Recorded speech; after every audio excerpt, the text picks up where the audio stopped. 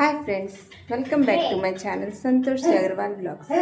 అయితే ఈరోజు మీకు నేను చూపిస్తాను మా యక్షిత్ ఏం చేస్తున్నాడు. మా యక్షిత్ ఈరోజు బుద్ధిమంతుల్లా చదువుకుంటున్నాడండి. స్కూల్ నుంచి వచ్చిన కాడ నుంచి చదువుతూనే ఉన్నాడు.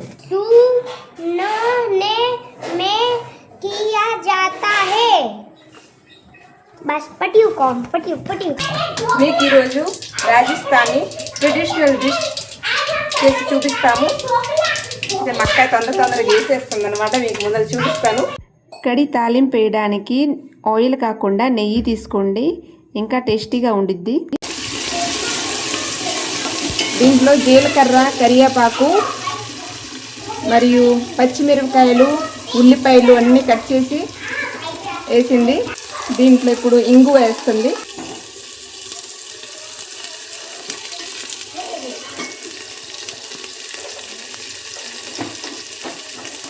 ఫస్ట్ నేను మళ్ళీ చెబుతాను, తొందరగా వేసేసింది మక్కాయ అంతా. ఫస్ట్ ఏమో దీంట్లో నెయ్యి తీసుకోవాలి. నెయ్యి కానీ ఆయిల్ కానీ ఏదైనా తీసుకోవచ్చు. నెయ్యితో చేస్తే ఇంకా టేస్ట్గా ఉంటుంది అన్నమాట. తర్వాత దీంట్లో జీలకర్ర వేయాలి, తర్వాత ఆవాలు వేయాలి, తర్వాత కరివేపాకు, పచ్చిమిరపకాయ ఉండిద్ది, దాన్ని కొట్టి పచ్చిమిరపకాయలు కొట్టాలన్నమాట పేస్ట్ చేసి. మరి పేస్ట్ కాకుండా పచ్చాగా పచ్చిమిరపకాయలని కొట్టి దీంట్లో వేయాలి. మరియు ఉల్లిపాయలు చిన్న ముక్కలుగా కట్ చేసి వేయాలన్నమాట. తర్వాత ఇంగువ, మీరు చూశారు ఇంగువ వేయటం. తర్వాత కొంచెం సేపు ఫ్రై చేయనివ్వాలి. తర్వాత ఇప్పుడేమో కొంచెం ఫ్రై అయినాక ఇప్పుడు దీంట్లో వేస్తుంది. ఇది మజ్జిగ అండి. ఈ మజ్జిగలో శనగపిండి మిక్స్ చేయాలి.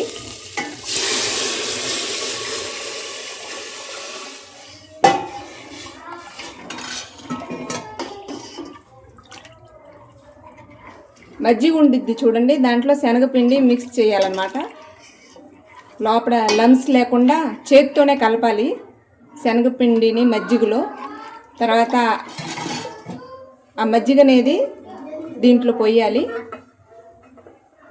ఉల్లిపాయలు అవి బాగా ఫ్రై అయినాక దీంట్లో ఆ మజ్జిగని వేసాము. ఇప్పుడు లేదు, దీన్ని పద్దాకులు తిప్పుతూ ఉండాలి, లేకపోతే ఇరిగిపోయిద్ది అనమాట. మజ్జిగ బాగా పొంగు వచ్చేంత వరకు దీన్ని తిప్పుతూనే ఉండాలి. ఈ మజ్జిగ అనేది చప్పక కాకుండా కొంచెం పుల్లగా ఉండాలన్నమాట. ఎంత పులుపు ఎక్కువైతే అంతగా ఇది బాగుండిద్ది తినడానికి.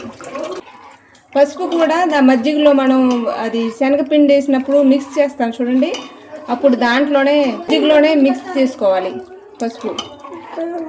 ఎందుకంటే తాలింపులో వేస్తే పసుపు అనేది మాడిపోయిద్ది కదా, అందుకని మజ్జిగలోనే మిక్స్ చేసుకోవాలి. దీంట్లో అదేంది ఎండు మిరపకాయని ఏమంటారు, మిర్చి పౌడర్ అనమాట.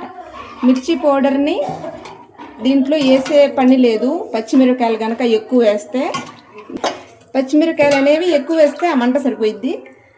లేకపోతే కాదు, ఎక్కువ కారం కావాలనుకునే వాళ్ళు అయితే ఎక్కువ పచ్చిమిరపకాయలు వేసుకోండి. ఎంత పచ్చిమిరపకాయలు పేస్ట్ ఎంత ఎక్కువ వేస్తే అంత అనేది ఇది బాగా అయిద్ది అనమాట, టేస్ట్గా అయిద్ది అనమాట. ఎందుకంటే కలర్ కూడా బాగా వచ్చింది. మనం కారపొడి కనుక వేసేసామనుకో దీంట్లో, దీని కలర్ అనేది అంతగా బాగుండదు. ముందలు అంటారు చూడండి, కళ్ళకి ముందలు నచ్చాలి అని, ఆ విధంగా అనమాట. ముందు కళ్ళకి నచ్చాలి కదా ఏదైనా. కాబట్టి అందుకనే దీంట్లో కారపొడి అనేది వేయకూడదు. పచ్చిమిరపకాయలు పేస్ట్ చేసి దీంట్లో వేయాలి. ఎక్కువ కారం కావాలనుకుంటే ఎక్కువ ఆ పేస్ట్ వేయాలన్నమాట. కానీ మాత్రం ఫ్రెండ్స్, మీరు ఇది తిప్పుతూనే ఉండాలి. తిప్పడం మాత్రం ఆపకూడదు. తిప్పడం కనుక ఆపేశారనుకో ఇది ఇంకా ఇరిగిపోయిద్ది మజ్జిగంతా. అయితే ఇప్పుడు దీంట్లో వేస్తుంది సాల్ట్, ఉప్పు వేస్తుంది. ఉప్పు టేస్ట్కి తగ్గట్టు వేసుకోవాలి దీంట్లో. ఇంకా చాలే, తర్వాత మళ్ళీ చూసి వేసుకోవచ్చు. టేస్ట్ చేసి మీరు కానీ మళ్ళీ ఎక్కువగా దీంట్లో శనగపిండి వేయకూడదు. ఫస్ట్గానే ముందర వేయబాకండి, ఎందుకంటే ఇది చిక్కగా అయ్యే కొద్దీ అది చాలా చిక్కబడిపోయిద్ది అనమాట. ఇది ఎక్కువసేపు ఇది ఏమంటారు దాన్ని, పొంగు వచ్చేంతలోకి ఇది చెక్కబడిపోయిద్ది చాలా. కాబట్టి శనగపిండి అనేది చూసి వేయాలి. పొంగు వచ్చినాక కూడా మీకు అనిపిస్తే పలసంగా ఉంది చాలా అనుకుంటే తర్వాత మళ్ళీ శనగపిండి వేయొచ్చు అనమాట. కానీ ముందలేస్తే ఇంకా బాగుండిద్ది. ఇది 1-2 సార్లు మీరు చేశారనుకో ఇంకా అలవాటు అయిపోయిద్ది. అంటే మనకు అర్థమైపోయిద్ది. 1-2 సార్లు ఇది మనం చేస్తే మనకి అర్థమైపోయిద్ది ఎంత దీంట్లో పట్టిద్దా శనగపిండి. ఇది రాజస్థానీ ట్రెడిషనల్ డిష్ అనమాట, కడి ఢోక్లా. మీకు ఇప్పుడు కడి ఇప్పుడు చేస్తున్నాము, ఢోక్లా కూడా చేసి చూపిస్తాము. ఇది చూడండి, కాగే కొద్దీ దీని కలర్ చూడండి ఎంత బాగా వచ్చిందో. అయితే ఫ్రెండ్స్ చూడండి, పొంగు వచ్చేసింది. ఇలా పొంగు రావాలన్నమాట బాగా. ఇంకా 2 నిమిషాలు ఇంకా తిప్పి తర్వాత గ్యాస్ ఆపేద్దాము. గ్యాస్ అనేది ఆపేసాము. మనకి కడి ఇంకా రెడీ అయింది.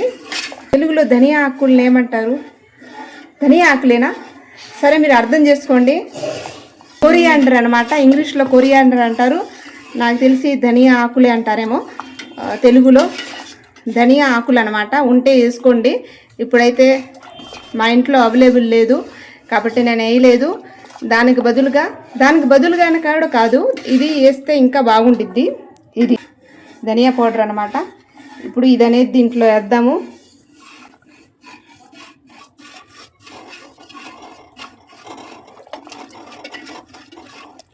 అయితే ఫ్రెండ్స్ గ్యాస్ అనేది ఆపేసి ఇప్పుడు తీసుకొచ్చాము బయటికి. కొంచెం సేపు తిప్పుతూనే ఉండాలన్నమాట. గ్యాస్ ఆపేసినాక కూడా బయట తీసుకొచ్చాము, లేకపోతే ఇది ఇరిగిపోయింది.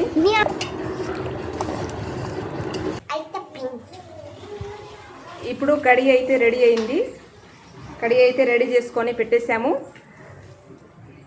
ఇప్పుడు చేస్తాము ఢోక్లాలు. అయితే ఢోక్లాలో వేయడానికి ఫస్ట్ అయితే మసాలా తయారు చేయాలి. కాబట్టి మా యక్షిత్ నాకు సాయం చేస్తాడు. ఆ మసాలా అనేది కొట్టి యక్షిత్ నాకు ఇస్తాడనమాట. ఇవన్నీ యాక్షన్లు అండి, ఏం నమ్మవాకండి. మీకు వాసన చూపిస్తున్నాడు.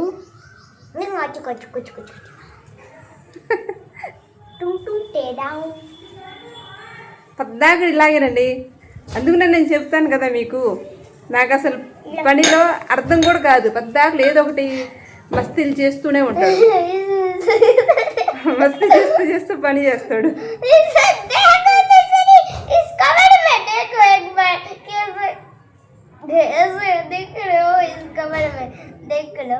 అచ్చా దిక్కురా, బాగా కనబడుతున్నావు నువ్వు, బాగా కనబడుతున్నావు. సరే, నాకు ముందు చేసి పెట్టు.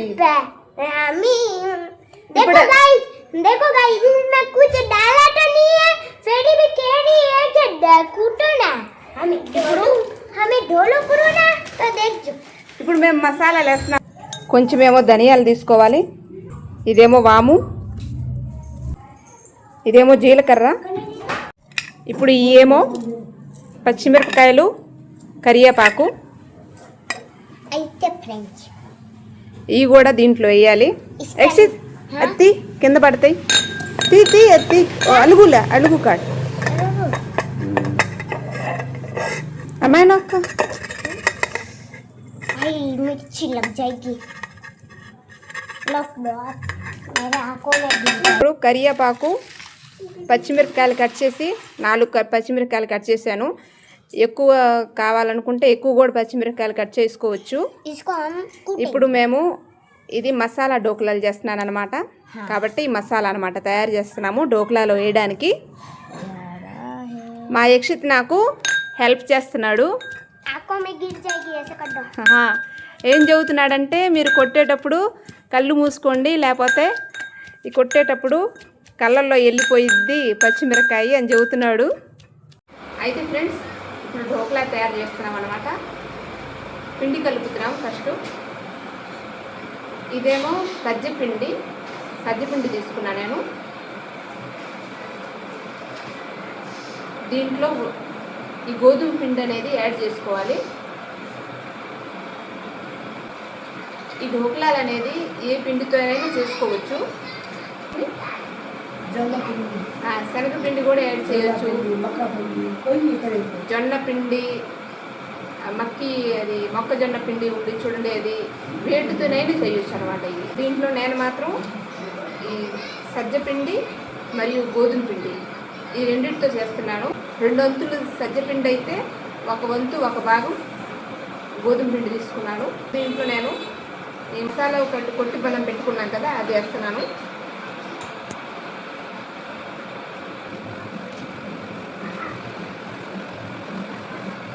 ఇదేమో బేకింగ్ సోడా, 1 చిన్న స్పూను బేకింగ్ సోడా వేసాను దీంట్లో. ఇప్పుడు సాల్ట్ వేస్తున్నాను. దీనికి ఎంత కావాలో అంత తగ్గట్టు ఉప్పు వేయాలి. ఇప్పుడు కొంచెం ఆయిల్ వేయాలి.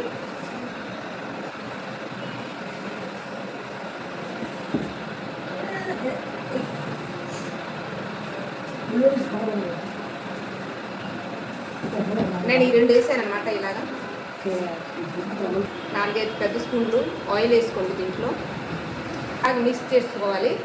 ఆయిల్ అనేది అన్ని చోట్ల పిండికి అన్ని చోట్ల బాగా పట్టాలి ఆయిల్. కాబట్టి లేకపోతే ముద్దలుగా ఒకే చాట ఉండిపోయింది ఆయిల్. మసాలా కూడా ముద్దలుగా ఒకే చాట ఉండిపోయింది. కాబట్టి పిండిని అయితే బాగా 2 చేతులతో మిక్స్ చేసుకోవాలి. ఇప్పుడు వాటర్తో చిన్నగా కలుపుకోవాలి పిండిని. మొత్తంగా ఒకేసారి వేయబాకండి. మొత్తంగా ఒకేసారి వేసామనుకో మళ్ళీ గీలాగా అయిపోయింది. జావా మా మమ్మీ చెబుతుంది జావ అని. గీలా అంటే ఏమర్థమైంది? ఏం చేద్దామండి, చాలా సంవత్సరాలు అయిపోయింది. తెలుగు అక్కడ ఆంధ్ర నుంచి వచ్చి మర్చిపోతున్నాను చిన్నగా తెలుగు కూడా. నాకు తెలుగు అంటే చాలా ఇష్టమాయా. నాకు భయం వేసిందమ్మో చిన్నగా మర్చిపోతున్నాను ఏంది నేను అని. అందుకనే నేను మెయిన్గా ఈ బ్లాగులు తీయడం మొదలు చేశాను. దీని త్రూ అయినా నేను తెలుగు అనేది మర్చిపోకుండా ఉంటానని. ఫ్రెండ్స్ చూడండి, పిండి నేను కలిపేసాను. ఇలాంటి పిండి కలపాలి.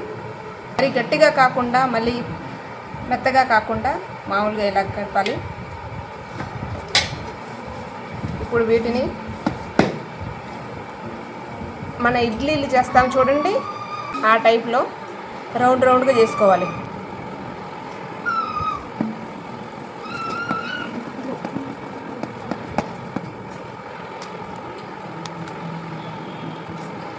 తర్వాత ఇలా మధ్యలో గుండ పెట్టుకోవాలి.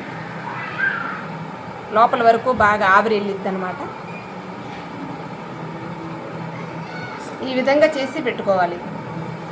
దీంట్లో మనం ఎక్కువ సజ్జపిండి చేసాం కాబట్టి చూడండి ఇలాగా విరిగిపోతుంది అనమాట. అందుకనే నేను దీంట్లో కొంచెం గోధుమ పిండి యాడ్ చేశాను. దానివల్ల ఏంటంటే చాలా ఇరిగిపోకుండా ఉంటాయి. షేప్ అనేది బాగా వచ్చేసిద్ది.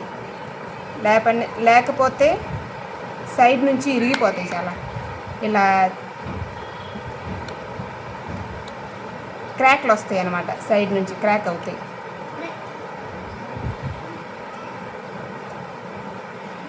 ఇలా చేసుకోవాలి. ఇప్పుడు మన ఢోక్లాలు రెడీ చేసుకున్నాము. ఇడ్లీ కుక్కర్ ఉండి చూడండి, దాంట్లో పెట్టుకోవాలి.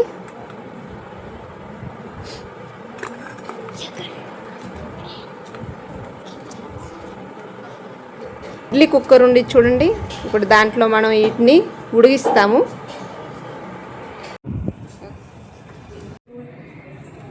ఇప్పుడు చూడండి, ఇది లాస్ట్లో ఇడ్లీ పాత్రలో లాస్ట్లో ఉండి చూడండి, దాంట్లో పెట్టుకోవాలి. ఫస్ట్ మనం కింద నుంచి స్టార్ట్ చేస్తాం. మిగిలిన పాత్రలు తీసేయాలి.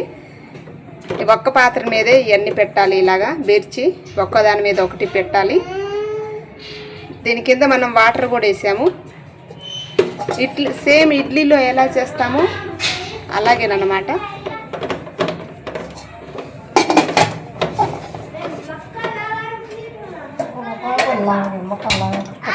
ఇప్పుడు మనం గ్యాస్ ఆన్ చేసుకున్నాము.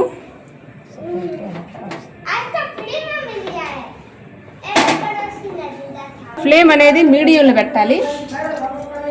ఒక 10 నిమిషాల తర్వాత చూద్దాము ఎంత మట్టుకు ఉడికిందో అని. ఇప్పుడు మనం కుక్కర్ గ్యాస్ మీద పెట్టి 10 నిమిషాలు అవుతుంది. ఇప్పుడు ఒకసారి చూద్దాము ఎంతవరకు ఉడికింది అని. చూడాలి నీళ్ళు అనేది ఎంత ఉండయో. ఇడ్లీలోకైతే కొంచెం నీళ్ళైనా సరిపోతాయి. 10-12 నిమిషాల్లో ఇడ్లీలు అయితే ఉడికిపోతాయి. ఆ ఉద్దేశంతో ఉండకూడదు. దీంట్లో మధ్యలో ఒకసారి మళ్ళీ చూడాలి, ఎందుకంటే దీంట్లో నీళ్ళు అనేవి ఎక్కువ పోతాయి. కాబట్టి లోపల చూద్దాం నీళ్లు ఉండయో లేదని. ఇప్పటికైతే ఉంది, కాస్త నీళ్ళు అనేది ఉంది. అయినా మనం రిస్క్ తీసుకోకూడదు. కొంచెం నీళ్లు దీంట్లో పోసేద్దాము. ఒకేసారిలో ఇది ఉడకదు, ఇంకా కాసేపు టైం పట్టిద్ది. ఒక 5-10 నిమిషాలు ఇంకా టైం పట్టిద్ది. సైడ్లో నుంచి నీళ్లు పోయాలి, ఎందుకంటే కింద మాడకుండా ఉండిద్ది. ఇంకో 10 నిమిషాల తర్వాత దీన్ని మళ్ళీ చూస్తాము. మూత పెట్టేస్తున్నాను. ఇప్పుడు 10 నిమిషాలు అయిపోయింది. ఇప్పుడు చూద్దాం ఎంత ఉడికిందోనని. ఈ చాకుతో చూడాలన్నమాట. ఈ చాకు అనేది అంటకుండా ఉండాలి. చూడండి, ఏమంటలేదు. అంటే ఇప్పుడు మాత్రం ఈ ఢోకళాలు ఉడికినట్టు అనమాట.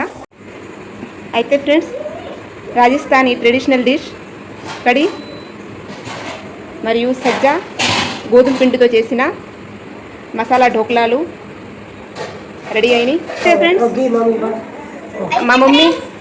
మా మమ్మీ చేస్తుంది మసాలా ఢోకళా చూర్మా. చాలా టేస్టీగా ఉండిద్ది మసాలా ఢోకళా చూర్మా. దీంట్లో బెల్లం వేసాము, నెయ్యి వేసాము. దీంట్లో నెయ్యి బెల్లంతో చూర్మా చేస్తుంది మా మమ్మీ. వేడివేడిగా చూర్మా బాగుండిద్ది మసాలా ఢోకళాది.